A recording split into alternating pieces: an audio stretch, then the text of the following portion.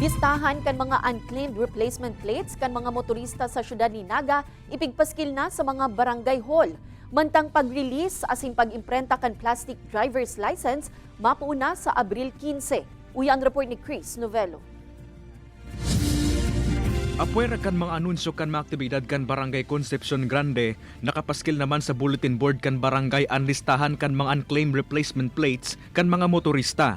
Ang mga plakang inian biniyadan subot kan mga motorista puun pa kan taong 2015. Ang palak ta po is i-inform ta po during the Barangay Assembly this coming April 6 sa Sabado po yan, 1:00 ng hapon, na ipaabot ta po sa mga tao na si mga residente po na nagparehistro or nagkuaning plate puun 2015 na available na po sa LTO. Inisubot ang naisipang paagi kan LTO Naga District Office, nganing mabawasan na ang maabot sa 3,000 na replacement plates sa indang opisina. Nadidipisilan kaya ang opisina na mahanap ang address kan mga vehicle owner, makalis ang ginibong door-to-door o house-to-house delivery kan mga plaka.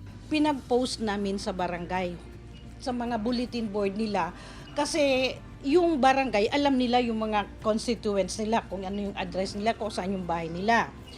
And so far, so good din naman kasi may pumupunta na dito sa office namin. Mientras tanto, apwera kan mga plaka, liwat naman na mapuon sa pagdistribute ang ahensya nin mga plastic driver's license ngunyan Abril 15. So initially meron nang na-deliver sa central office namin na 1 million cards at susunod po yung another 2 million. Kaya ini-schedule na po, actually naghahanda na kami sa distribution. Kay banan si Jovel Ubiso asin Carlo Abonita, Chris Novelo, Balitang Bicolandia.